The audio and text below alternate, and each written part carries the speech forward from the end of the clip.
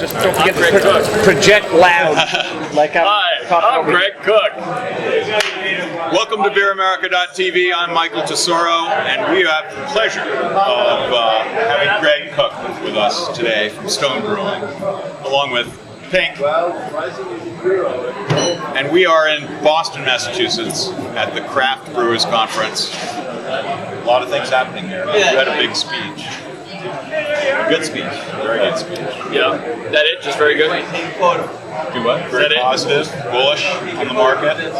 I was looking for, stuff like that. So You want to say that louder? I forgot what I said already. Impressive. Very impressive. Okay, I'm fishing here. Come on, give it up. No, it was fun. Butter him up. I had a fun time doing it. It was clear that you were very comfortable and you were having fun. We appreciate that. It's nothing worse than an uncomfortable speaker. For the 1,500 people sitting there. Well, let's talk a little bit about Stone Brewing Company. Well, okay. Stone has really made a pretty big impact on the scene since you guys started. How many years ago? It's been 13 years now. 13 years. I know. That's impressive. My, how time flies. Indeed. Yes. Doesn't take long. It's like poop. So your big thing is what? You guys are just doing it your way. Well, I've always felt that it was our job to figure out what we wanted to do and what we're all about, and then to do that. It's actually a fairly simple thing. It's always easier to figure out what you're about and to do that than it is to try and chase after the masses and try and figure out what they think that they might be what they're all about that you don't really know because they don't really know. Right. That's, I mean, it's even hard to say that sentence that I just said. But they're it's being convoluted. The good news is, The good news is you're a brewer, not an actor, and it just comes naturally. That's why I went on TV. You just do what you do. Yeah. And unfortunately, it's been something that has been embraced, without a doubt. That's always nice. Yeah, I mean, it is nice with that. You know, sometimes I'm myself, and people don't like that so much. But I think the message from your speech, the be unique, be remarkable. I think that resonates well, and I think it resonates not just with us as brewers, but I think it resonates with the consumers because that's what they're looking for. They're looking for the next thing. I mean, I don't want to tell you guys what you're looking for. Oh, I do. I will. I'm more than happy to do exactly that. Whatever you're looking for. Well, if you're watching this, you probably have a better idea than about 95, 98% of everybody else. So just being there, that's a good sign right there. I'm trying to remember what we were at the Sunset Grill last night drinking some Stone beers. Is it a little fuzzy? After a couple of Stone beers, it can get a little fuzzy. There's a few in there in the lineup that are pretty good beers. Yeah.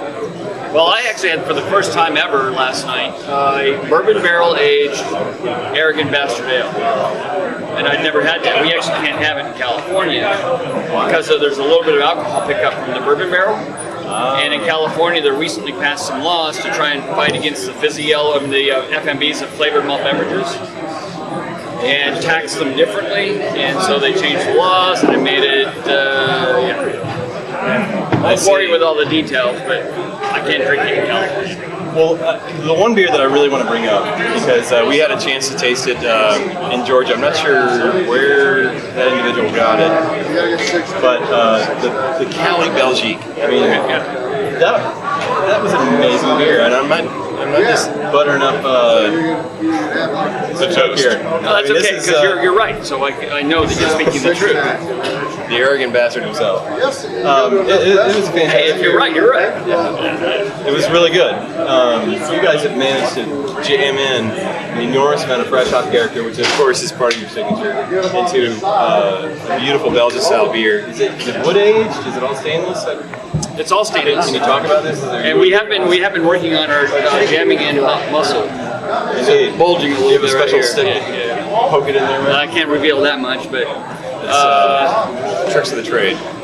it's actually fairly straightforward. We take a slightly modified version of our Stone IPA recipe, not very modified, and brew it instead of with our house ale yeast, Belgian yeast.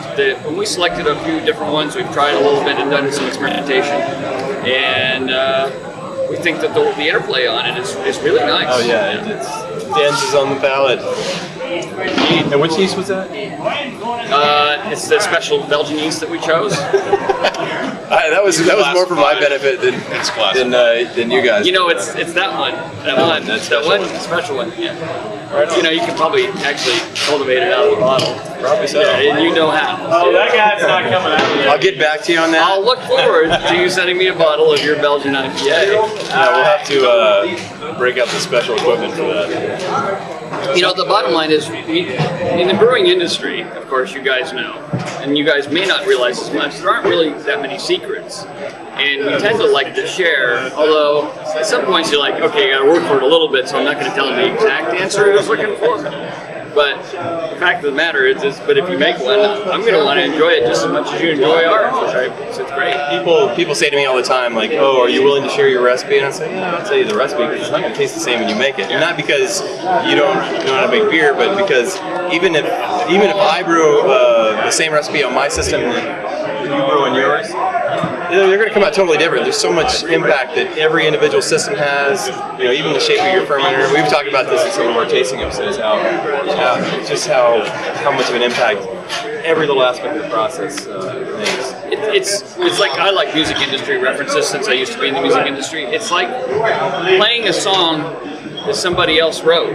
It's going to sound different. And as a matter of fact, if you do a really amazing job, it's not only going to sound different, it'll sound unique in a really cool way. And that's why actually sharing this stuff is great, because then you get something new out of it that wasn't there before. That's a great analogy. I use the musical reference a lot when I'm talking about some of the Belgian styles, some of the funkier, like maybe some of the barnyard characters that come out. Yep.